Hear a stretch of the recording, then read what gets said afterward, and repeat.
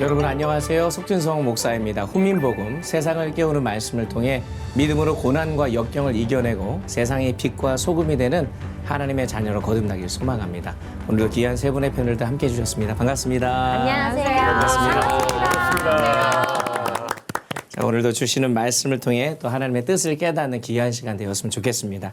자, 오늘 다루게 될 주제는 하나님은 사랑이시라입니다. 네, 굉장히 멋있고 또 굉장히 중요한 주제이긴 한데 한 동화 이야기를 좀 들려드리면서 이야기를 좀 시작했으면 좋겠어요. 한 사과나무가 있었어요. 사과나무가 있었는데 그 나무에게는 사랑하는 한 소년이 있었거든요. 그래서 어렸을 적부터 그 사과나무와 이 소년은 같이 함께 즐겁게 놀고 있었어요. 그네도 타고 사과도 따먹고 또 때로는 그 나무 그늘에서 단잠을 자기도 하고. 근데 시간이 흐르면서 아이가 자라나기 시작합니다. 그러면서 이 사과나무와 함께 할 수 있는 시간이 점점 줄어드는 거예요. 그러니까 사과나무 입장에서는 너무 슬픈 거예요. 계속 행복했었는데 홀로 있을 때가 점점 많아지기 시작했는데 그러다가 어느 날 이 소년이 조금 커서 찾아왔습니다. 근데 나무가 얼마나 기뻤겠어요. 자신을 찾아온 소년을 보고 기뻐했는데 사실은 이 소년이 찾아온 목적은 이 나무하고 놀러 온 게 아니라 돈이 없어서 돈이 필요해서 온 거예요. 그러니까 이 나무가 사과나무에 있는 열매를 떼서 가서 팔게끔 해준 거죠. 그리고 또 한참 있다 오지 않습니다. 또 시간이 흘러서 나중에 다시 왔는데 그때는 자기가 집을 지어야 되겠다는 거예요. 그 사과나무가 기꺼이 자기의 가지를 잘라서 주기 시작합니다. 또 한참 있다가 왔는데 배를 만들겠다는 거예요. 그 사과나무 전체를 또 잘라서 가져가라고 얘기를 합니다. 그러면서도 너무 행복했어요. 왜냐하면 이 소년과 함께 할 수 있으니까. 시간이 한참 흘러서 이제 나이가 소년이 많이 들었습니다. 그러면서 나중에 이제는 더 이상 줄 것도 없고 그리고 뭐 할 것도 없는데 그 마지막 그 시간까지 결국 남은 것이라고 밑둥밖에 없잖아요. 근데 그 나이가 든 소년이 와서 그 자리에서 쉴 수 있도록 그 밑둥까지 내어줬다는 그런 이야기거든요. 너무 아름다운 얘기잖아요. 하지만 줄 것이 없어서 안타까웠지만 그래도 소년과 함께하는 그 시간이 너무나 행복했던 아낌없이 주는 나무라고 하는 책의 그 내용이에요. 굉장히 어린 아이들뿐만 아니라 어른들에게도 사랑받는 그런 이야기인데 사과나무가 한 인간에게 베푸는 아낌없는 사랑을 단계적으로 보여주고 있는 이야기죠. 근데 이 동화가 단순히 자신의 모든 것을 아낌없이 내어준 이 사과나무의 헌신과 감동적인 사랑의 이야기만을 이야기한 건 아니에요. 무슨 말이냐면 이 이야기에는 매우 중요한 행복의 원리가 담겨져 있습니다. 그것이 뭔가 봤더니 진정한 행복은 사랑을 받을 때가 아니라 사랑을 줄 때라는 사실이라는 것을 이 이야기가 알려주고 있어요. 사실 이 이야기를 보면은요, 사랑하기를 선택한 나무는요, 항상 자기의 것들을 내어줘도 너무 행복한 거예요. 그래서 사랑을 주던 이 아낌없이 주는 나무는 너무나 행복함을 누렸지만 사랑을 받기만 했던 이 소녀는요, 이 이야기에 행복했다는 구절이 하나도 없습니다. 그러네요. 그러니까 우리가 사랑을 선택한 사람은 자기가 가지고 있는 것을 다 내어줘도 그게 행복하지만 사랑을 받기만 하고 자기만 행복해지기 위해서 사랑하지 않는 사람은요, 그 어디에서도 행복을 찾을 수 없다가 결국 빈손으로 남게 된다. 뭐 그런 교훈의 이야기를 이 이야기가 주지 않는가라는 생각이 들어요. 그래서 이제 독일의 심리학자, 유명한 심리학자인데 에릭 프롬이라는 사람이 있어요. 사랑의 기술이라는 책에서 뭐라고 얘기 안 하면 현대인의 불행의 원인이 타락한 사랑 때문이래요. 타락한 사랑. 그래서 사랑이 원래 있었는데 본래의 의미를 퇴색해서 이게 왜곡되었다 이런 의미겠죠. 그래서 본래의 사랑은 주는 것이라는 거예요. 근데 받은 사랑만 찾아다니다 보니까 사랑이 병들어서 이제 불행을 막 야기시킨다. 이런 이야기인 거예요. 이 내용을 보면 사랑은 받는 게 아니라 주는 거다라는 걸 다시 한번 강조하는데 사실 이게 주는 사랑이라는 게 단번에 이루어지지는 않습니다. 이거는 진짜 훈련을 해야지 주는 것이 익숙할 수 있는데 이 사도 요한이 참 저는 이 말씀을 보면서 느끼는 게 너희는 서로 사랑해야 된다라고 얘기를 하잖아요. 우리가 서로 사랑하자. 그러니까 이 말인즉슨 사도 요한이 요한일서를 읽는 독자뿐만 아니라 자기 자신에게도 끊임없이 사랑을 주는 삶을 살아야 된다는 것을 강조하면서 우리가 함께 연습하자 이런 의미로 지금 이야기를 하고 있다는 거죠. 네. 그러니까 우리가 서로 사랑하는 거예요. 네. 네. 저 사람만 사랑하는 게 아니고 나도 사랑하는 거. 네. 자, 그러면 이 아낌없이 주는 그죠? 사랑합니다. 감사합니다. 사랑합니다. 아낌없이 주는 나무와 같은 그런 사랑을 우리가 참 주기가 쉽지 않지만 네. 그 은혜를 우리가 입은 자이기 때문에 네. 우리가 그것을 할 수가 있다라고 성경은 얘기하거든요. 자, 그럼 우리가 어떻게 해야 되는가라고 했을 때 이 첫 번째로 우리가 생각해야 될 것은 사랑이라고 하는 이 근원이 하나님이라는 것을 우리가 반드시 깨달아야 됩니다. 아멘. 세상에서 사랑이라는 단어가 많이 사용되잖아요. 네네. 근데 이 사랑이 왜곡됐습니다. 그리고 주는 것이 아니라 받는 것이 사랑인 줄 알아요. 그러다 보니까 사랑을 잘못 오해하는 경우가 있는데 그것은 사랑의 근원이 뭔지를 몰라서 그래요. 근데 우리가 사랑을 해야 된다고 할 때 먼저 알아야 될 것은 그 근원이 어디서부터 출발하느냐? 하나님이라는 것을 봐야 되는 거죠.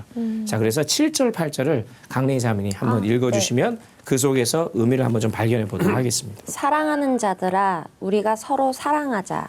사랑은 하나님께 속한 것이니 사랑하는 자마다 하나님으로부터 나서 하나님을 알고 사랑하지 아니하는 자는 하나님을 알지 못하나니 이는 하나님은 사랑이심이라. 아멘. 자, 사랑이 누구에게 속한 거라고요? 하나님께 속한 것이다.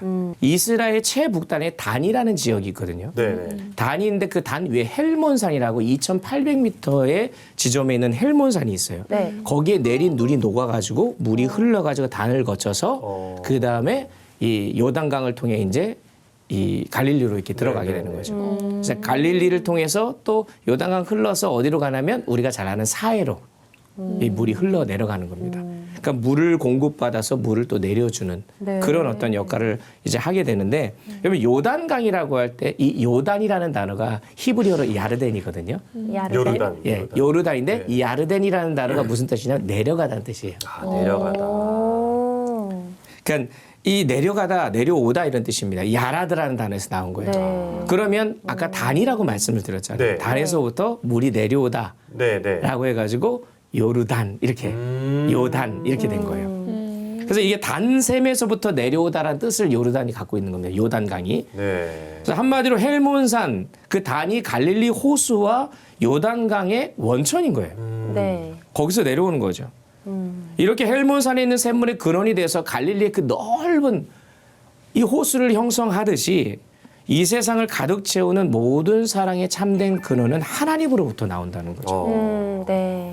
그래서 사도 요한이 8절 마지막에 뭐라고 표현했냐면 하나님은 사랑이시라. 아멘. 그럼 이 표현이 좀 굉장히 독특하지 않습니까? 하나님은 사랑이 많으신 분이시다 얘기하지 않으세요. 하나님은 사랑이시다. 명사로 얘기합니다. 네.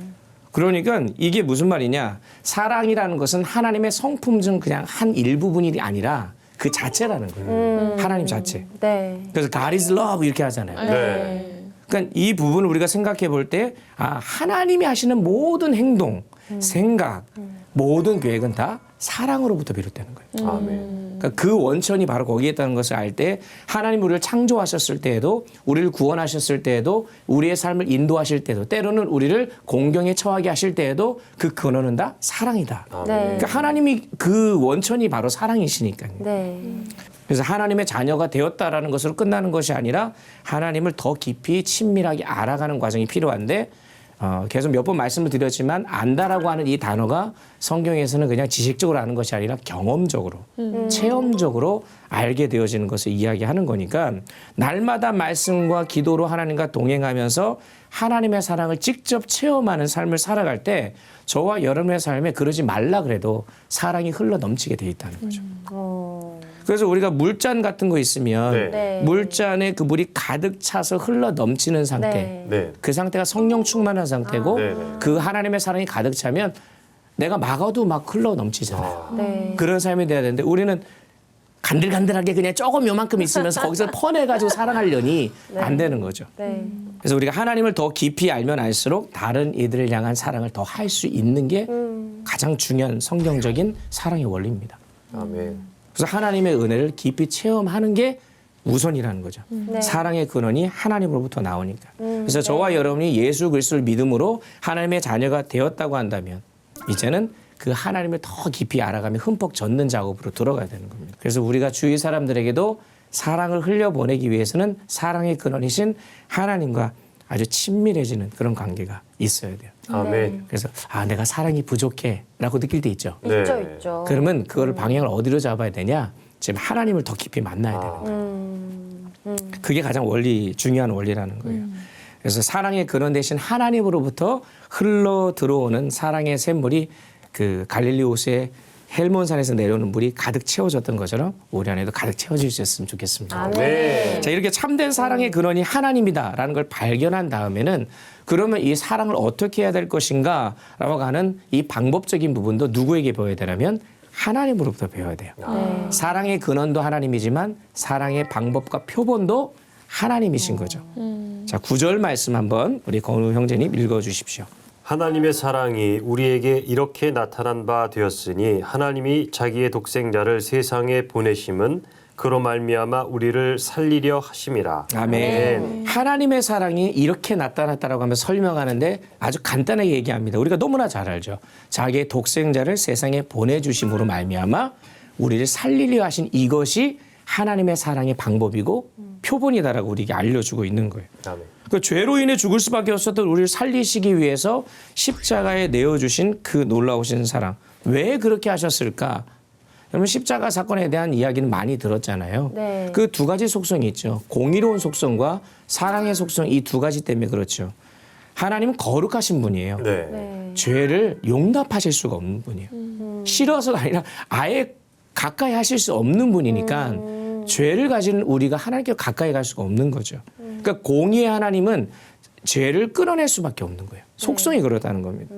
그러니까 하나님은 죄인을 싫어해서가 아니라 죄인을 심판할 수밖에 없는 존재인 거예요. 그 로마서 6장 23절에 죄의 삭은 뭐라고 했어요? 사망. 사망이다. 네. 하나님이 죽이려고 하는 게 아니라 네. 하나님의 속성 자체가 죄하고 어울릴 수 없으니까 하나님과 떨어지는 존재는 죽을 수밖에 없는 거잖아요. 그래서 사망이라는 거죠. 하지만 동시에 하나님 어떤 분이세요? 사랑의 하나님이시죠. 사랑의 하나님이시니까 죄를 범해서 죽을 수밖에 없었던 심판받아 마땅하고 멸망당하는 그 우리를 그냥 내버려 두지 아니하시고 하나님께서 자신이 인간으로 오셔서 우리 대신 십자가에서 죄의 문제를 직접 해결하시고 자신과 함께 다시 한번 함께 가자라고 우리에게 길을 열어주신 것입니다. 그래서 태초에 아담과 하와가 에덴 동산에서 쫓겨날 때에 가죽옷을 입은 사건을 어떤 사건이라고 그때 말씀드렸는데 기억나실지 모르겠지만 가죽옷을 입었다라는 것은 무슨 어떤 좋은 가죽옷을 입었냐 이게 중요한 게 아니고 그러기 위해서는 생명이 죽은 거예요. 생명이 죽어서 피를 흘려서 우리의 부끄럽고 수치스러운 것을 가려주신 거죠.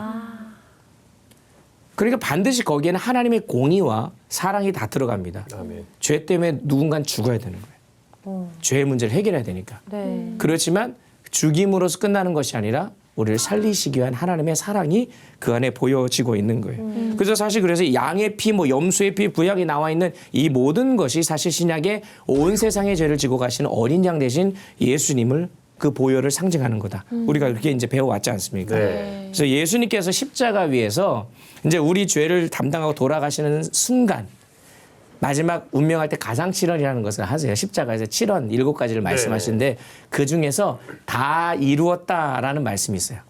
근데 그 다 이루었다라는 이 헬라어 단어가 테텔레스타이라는 단어예요. 네.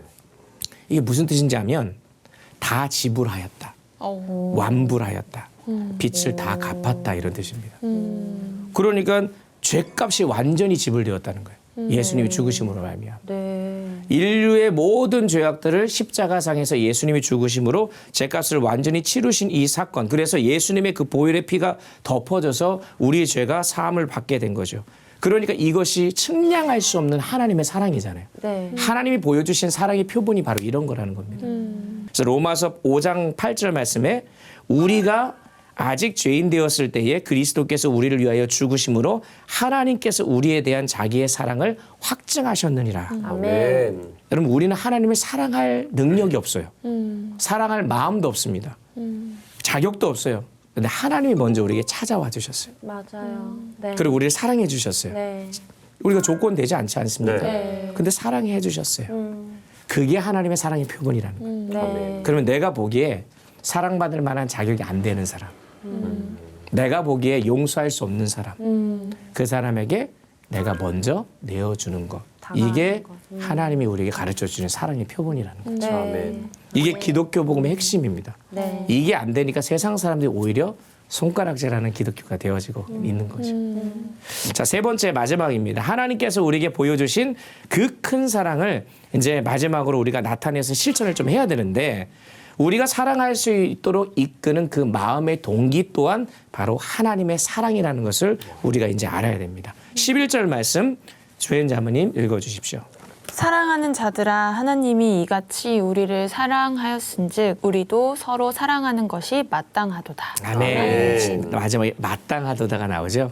이거 해도 되고 안 해도 되고도 아니라 무조건 해야 된다라는 거죠. 하나님의 사랑을 우리가 이렇게 입었기 때문에 우리는 해야 된다라고 얘기하는데 하나님께서 이제 지옥으로 향하고 있는 우리들을 향하여서 아이고 불쌍해라 그냥 안타까워하시면서 계신 게 아니잖아요. 네. 그러니까 값비싼 희생을 치르셨잖아요. 아까 네. 테텔스타이 하면서 완전히 다 지불하시면서 엄청난 행동을 통해 자신의 사랑을 표현한 거죠. 네. 실행에 옮기신 겁니다. 네. 그러니까 사랑은 감정으로 끝나는 것이 아니고 마음으로 끝나는 것이 아니라 선택을 하고 결단을 하고 행동을 요구한다는 것을 우리 하나님의 모습을 통해서 우리가 보게 되고 그것이 동기가 되어서 우리도 그 사랑을 입은 자들이잖아요. 네. 당사자입니다. 그러면 우리들에게도 동일한 사랑의 행동을 원하시면서 마땅하다 얘기하는 거죠. 네. 그래서 우리가 십자가 앞에 서면 왜 나 작아지는가? 죄인인 나. 네. 나를 위해 맞아요. 돌아가신 예수 네. 그리스도의 사랑을 뼛속 깊이 깨닫는 거. 원수 같은 나를 사랑하신 하나님. 그 하나님을 기억할 때 우리도 우리의 힘이 아니라 그 사랑에 힘입어 원수까지도 용서할 수 있는 그런 은혜가 우리 안에 경험되어질 때 하나님의 사랑이 우리 안에 차고 넘치는 그런 축복이 있게 되어지는 거예요. 그러면 한 부자가 있었어요. 네. 한 부자가 있었는데 그 부자가 이 아들과 함께 이 미술 작품 모으는데 아주 취미를 가지고 있었습니다. 네. 그 값비싼 미술 작품, 뭐 피카소 같은 작품들을 갖고 있었는데 어느 날 이 실제 있었던 일이에요. 그 베트남 월남전이 발발했을 때 아들이 군대로 이제 가게 네. 됩니다. 근데 군대로 가서 아들이 죽게 돼요. 얼마나 아버지의 마음이 아프겠습니까? 이제 그런 상황인데 한 달쯤 지나서 어떤 한 젊은이가 찾아와요. 근데 한 젊은이가 찾아와서 하는 말이 아드님이 저를 살리기 위해서 업고 가다가 총에 맞아 죽었습니다. 이렇게 얘기해요. 정말 죄송합니다. 근데 평상시에 어르신이 미술 작품을 좋아하신다는 이야기를 듣고 제가 그림 하나를 그려왔습니다. 라고 해서 그림을 갖고 왔는데 네. 아들의 초상화였던 거예요. 그런데 형편없었어요, 그림이. 아. 별로 솜씨가 있는 건 아니었어요. 그런데 희한하게 그 그림에 아들의 인품과 인격이 묻어나는 거예요. 얼마나 가치가 있겠어요. 네. 네. 그래서 거실 항복판에다 올려놨습니다. 그 집에 오는 손님들마다 저게 우리 아들 사진이라고 하면서 이렇게 자랑을 하곤 했어요. 그런데 어느 날 그 부자가 돌아가시게 됐어요.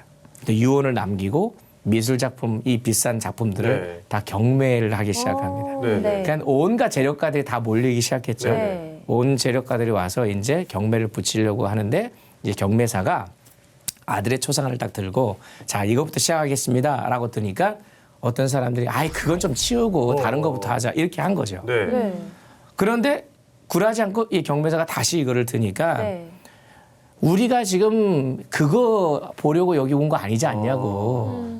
그거는 다른 사람 주고 우리가 다른 것부터 경매합시다라고 했는데 끝까지 그 경매사가 네. 그걸 붙이는 거예요. 대단한데요? 근데 뒤에서 어떤 사람이 손을 들고 네. 제가 사겠습니다 이렇게 와. 얘기한 거예요. 10불에 사겠습니다.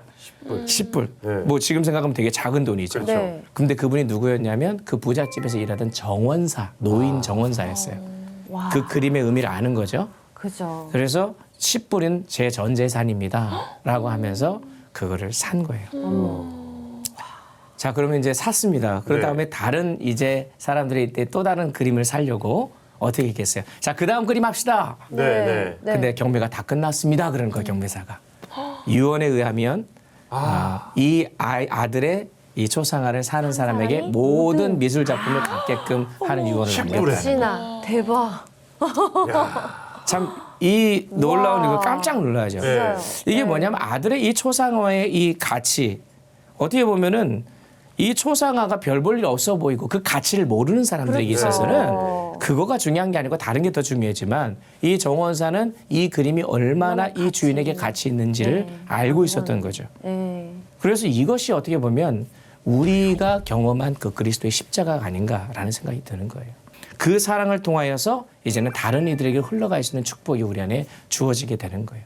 그래서 우리에게 주어진 그 십자가의 가치가 얼마나 큰지를 깨닫는 자와 깨닫지 못한 자는 누리는 게 네. 천지 차이라는 거예요. 여러분 우리에게 그 값비싼 은혜를 주신 그 놀라우신 하나님의 사랑을 우리가 좀 기억하면서 사랑의 근원 되시고 사랑의 표본 되시고 또 우리에게 사랑의 동기가 되어주신 그 하나님으로 인해서 참 사랑의 삶을 살아내는 우리 모두가 되었으면 좋겠습니다. 아멘. 자, 오늘 강의는 여기까지예요. 네. 자, 하나님은 사랑이십니다. 네. 그 사랑의 은혜를 입은 우리들 오늘 강의 들으시면서 어떤 생각 드셨어요? 아니면 좀 도전되시는 것들이나? 예전에 제가 어떤 분을 처음 뵀는데 그분이 저한테 조금 처음 보자마자 조금 미운 소리를 저한테 하셨어요. 네. 그래서 상처를 입고 근데 그분이 사실은 목사님이셨어요. 그래서 제가 너무 놀래서 화장실로 먼저 갔어요. 그런 다음에 제가 한 행동이 사랑이 어디 갔지? 하고서 내 사랑을 막 찾는 거예요. 네네네. 네, 그런 다음에 기도를 올려드렸어요. 하나님, 제가 지금 좀 시험에 빠졌습니다. 하고서 저에게 사랑이 넘치게 더 해주세요. 그리고 저 목사님이 왜 나한테 이런 말씀을 하셨는지 제가 좀 상처를 받았습니다. 하고서 올려드렸더니 좀 마음이 좀 진정이 되면서 다시 좀 괜찮아진 거예요. 네. 그래서 뭔가 제가 부족할 때는 역시나 하나님을 찾아야 되는 게 맞고 거기서 제가 좀 덜 제가 지혜롭다는 건 아니지만 그래도 하나님을 늘 찾는 그 자세가 네, 늘 네, 좀 네. 깨어 있어서 그런 자세가 되게 중요하다는 거. 그렇죠. 리고 또 네. 하나님이 큰 사랑이 있기 때문에 제가 그 자리를 좀 이상하게 안 하고 모면하고 잘 극복해 나갈 수 있었다. 참 지혜로운 거죠. 네, 그게 그런 지혜고. 거를 제가 오늘 갑자기 그분이 생각나셔가지고 네, 네, 네, 네. 예, 오늘 말씀이랑 약간 링크가 되는 것 같아서 네, 예, 그런 생각이 들었어요. 용납할 수 없고 품을 수 없는 네. 상황에서도 하나님의 사랑이 떠오르면 그게 저절로 이렇게 막아지는 자연스럽게, 은혜들이 있는 네, 거죠. 맞아요. 네, 좋습니다. 네. 네. 우리 다른 분들 또 궁금한 거나 아니면 느낀 부분들이 저는 있으실까요? 아까 그 사랑이 마음만 되는 게 아니고 그냥 감정만 있는 게 아니고 실제적으로 선택하고 결단하고 행동으로 그렇게 해야 된다는 말씀이 제일 좀 와닿았는데 되게 사랑할 만한 상대도 사실은 저희는 오늘 말씀으로 따지자면 제대로 못 사랑하고 있는 것 같기도 한 생각이 들고 또 사랑하지 못할 것 같은 분들에게도 전혀 그러니까 상관이 없는 굳이 사랑을 해야 되나 하는 분들에게도 실제적으로 저희가 사랑을 보이면 저절로 전도도 되고 하나님의 그 아들임을 하나님의 그 자녀들임을 보일 수 있지 않을까라는 생각을 하게 되는데 그게 우리 의지만으로는 되지 않으니까 네, 하나님을 붙들어야 되겠습니다. 네. 사실 사랑은 하나님의 언어인데 세상에서 너무 왜곡이 돼가지고 이게 굉장히 좀 안 좋은 이미지로 많이 바뀌게 되는 것을 보게 되는데 사랑은 주는 것이라고 말씀을 드렸고 네. 또 사랑이라고 하는 것 자체는 어떻게 보면은 누군가를 위해서 희생하고 내어주는 그런 하나님의 사랑. 근데 우리는 어떻게 생각하면 나에게 사랑받을 만한 사람에게만 사랑해요. 맞아요. 나에게 대우를 해주는 사람에게. 그건 사랑이 아니에요, 사실은. 그건 당연한 관계 속에 있는 거죠. 그렇지 네. 않은 자에게도 줄 수 있는 아낌없이 주는 나무처럼. 네. 끊임없이 달라고 하고 끊임없이 자기 거 빼앗아 가지만 네. 그래서 내어줄 수 있는 이게 하나님의 사랑이라는 거죠. 네. 우리가 좀 그런 마음을 좀 품었으면 좋겠어요. 네. 열심히 품고 살겠습니다. 하나님의 그 사랑을 사랑의 그 품고. 원천이시니까 저도 그렇게 살지 못하는 거에 대해 후회하고 회개하고 그렇게 살도록 열심히 노력하겠습니다. 네. 우리가 할 수 있는 건 하나님의 그 사랑의 품 안으로 뛰어드는 거, 네. 네. 흠뻑 젖는 거. 네. 그게 우리 안에 되게 필요할 것 같습니다. 네. 자, 그런 사랑의 은혜가 넘쳐나는 우리 모두가 되었으면 좋겠습니다. 아멘. 자, 오늘도 수고 많이 하셨고요. 한 주간 동안도 사랑의 삶을 살아가기를 간절히 소망합니다. 수고하셨습니다. 사랑합니다.